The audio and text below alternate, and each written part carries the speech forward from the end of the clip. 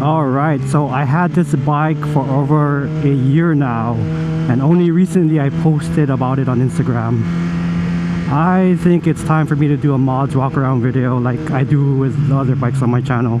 Hello and welcome back to the channel. If you are new here, my name is Ed and I welcome you. Let me go look for a place to stop and actually do the walk around. There's a closed road up there right next to this vet center. So if you are a vet like I am and you're in the Kapolei area, go ahead and check this place out because right now they're helping my VA claims. So yeah, it's here in Kapolei, just opened. Really nice facility. But we're not here for that.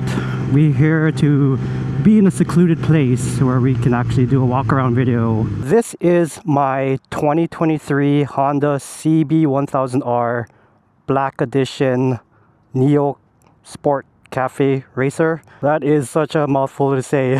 It shares the garage with my XSR 900, and yeah, I bought it in late 2023, and yeah, I mean, look at it. It's a pretty nifty looking bike. So quick disclaimer before I walk around and do the mods. I bought every single mod with my own money, not sponsored. I'll have the descriptions below. All right, so I like to do a top down, then bottom, kind of like walk around of the bikes, as I do with my other walk around videos that I have on my channel. So we'll start off with the handlebar, the control parts of this bike. So first off is I have the CRG Lanesplitter Mirrors. These actually came from my XSR 900. I tried to find like another pair of lane splitters at the time. They're sold out and I couldn't find them anywhere. I didn't like the, like the antenna style. I think it looks sleeker without the mirrors, or like the the antenna style mirrors. So I decided to just get the regular, I think they're called CRG hindsights. I pretty much traded those hindsights on my XSR and put the lane splitter. So how I'm mounting the mirrors is these Rhinomoto bar end mirror mounts.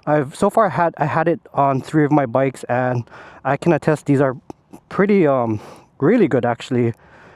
Bar end mirror mount. The only thing I don't like about the way that this is mounted, or these are mounted, is that it is the I guess the compression or tension, yeah, the tension style way that it mounts into the handlebar. So when I had an MT09, my current XSR 900, and when I had a S1000R, the way that these bar mounts, or the bar end mounts, were mounted into the handlebars is that it was threaded, which made doing this much easier. But with Hondas, for some reason, there's an actual weight in here where you have to do this thing where once you unscrew the actual bar end, the stock bar end, you gotta get like a vice grip and hammer and just knock it out. So you'll take out the weight as well as the bar end that comes with it. It was such a pain to do. Like I was like, why? Why, Honda?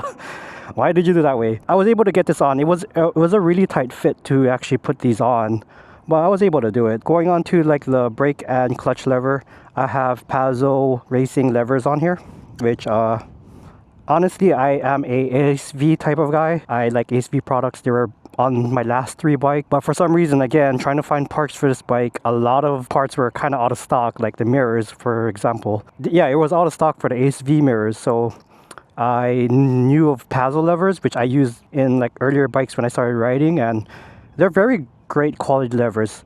I mean, to be honest, they look like the eBay specials, the eBay Amazon specials that don't feel good, because I've also ridden with bikes with like those cheap levers, but these feel legit.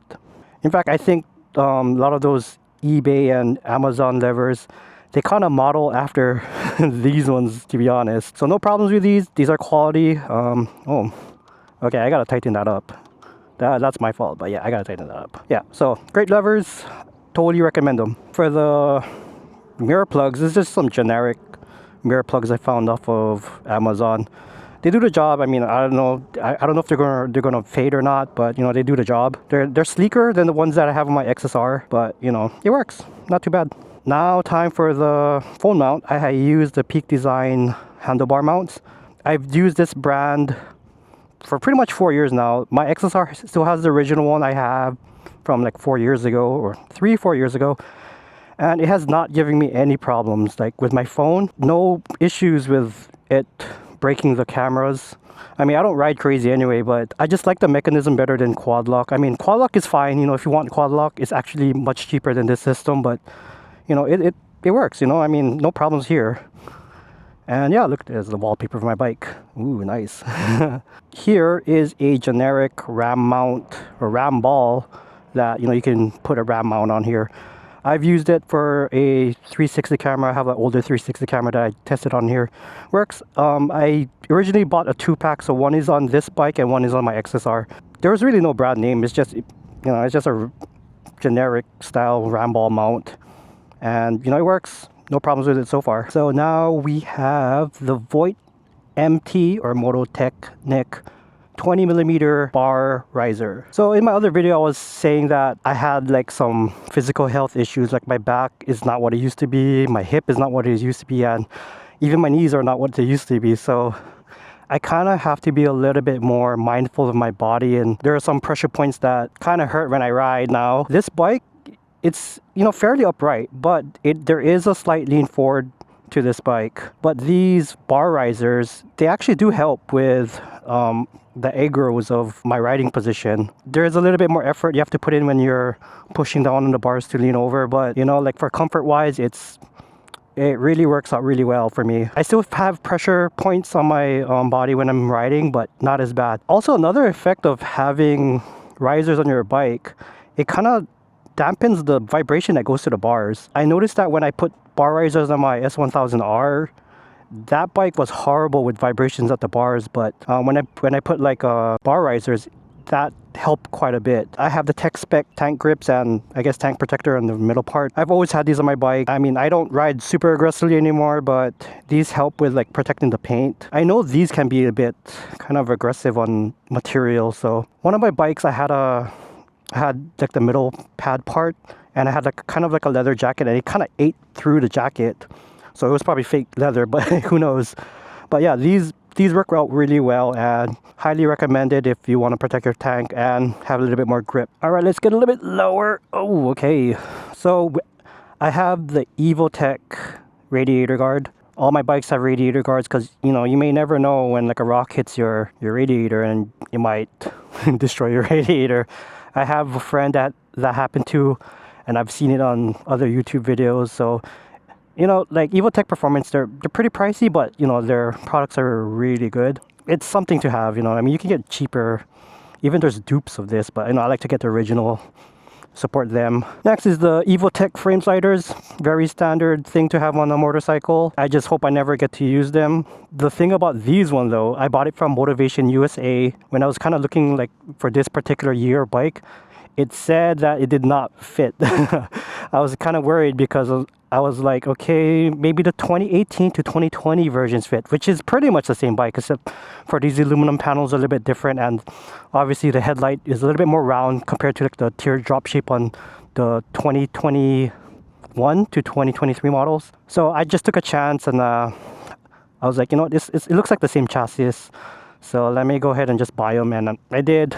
It fit, so no stress there. Oh, before I go to like the exhaust over here, this is called the Black Edition. True to its name, there's this black anodized part of the fork, the piston part.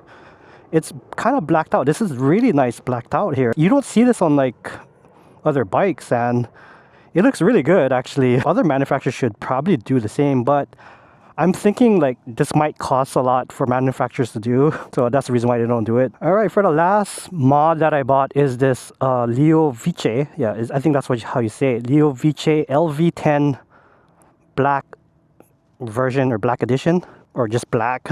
It's just an exhaust tip. The stock exhaust pipe goes like all the way out here, you know, like most other stock bikes for the, you know, I guess Euro 5 or 6 compliance. With this, it actually makes the sound a little bit more throatier.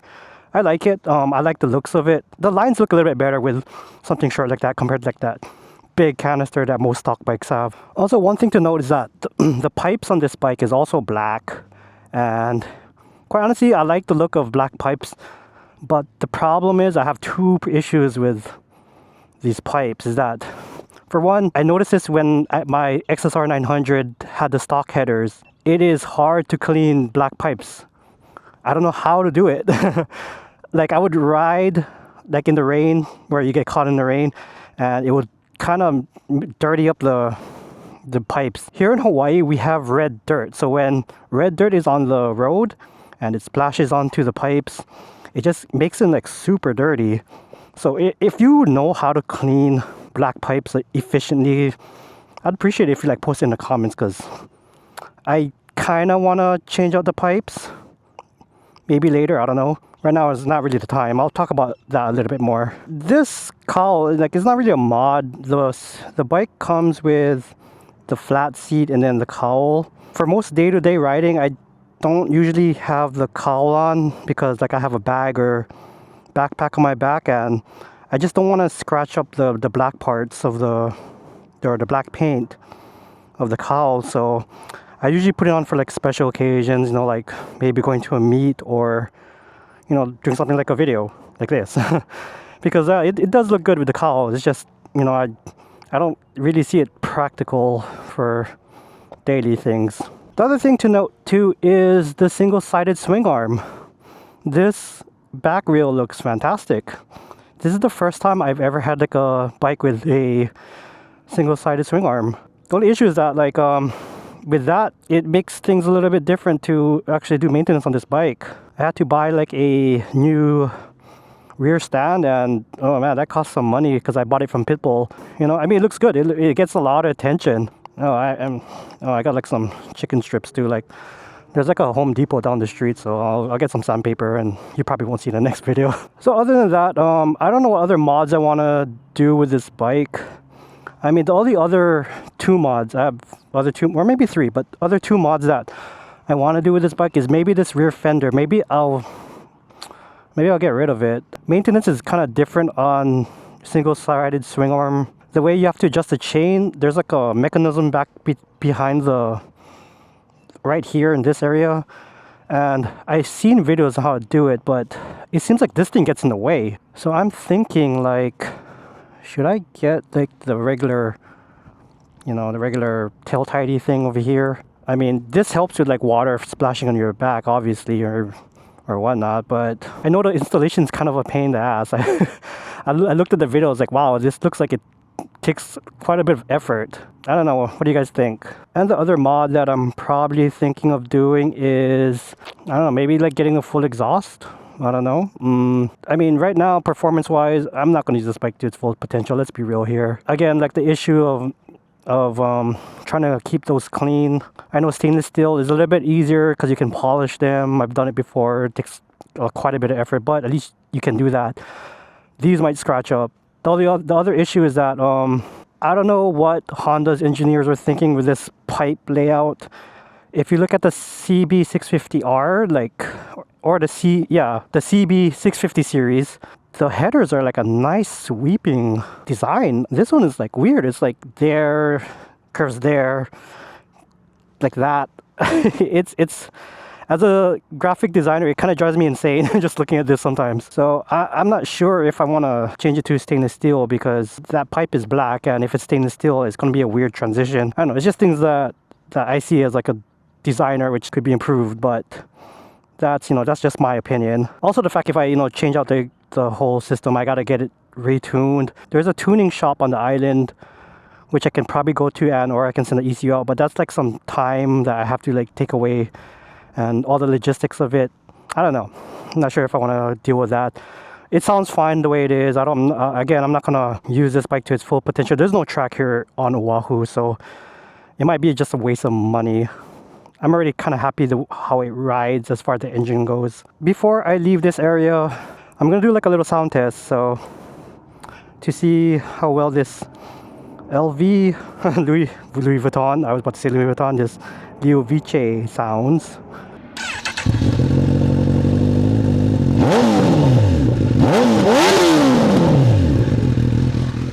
Ooh, that sounds good. Alright, that is it for this vid. I think it's getting kind of long, so I'll do a part 2. If you like what you saw, please consider liking this video, and if you're so inclined, please consider subscribing. That would be most appreciated. Thank you for watching, and I'll catch you in the next one.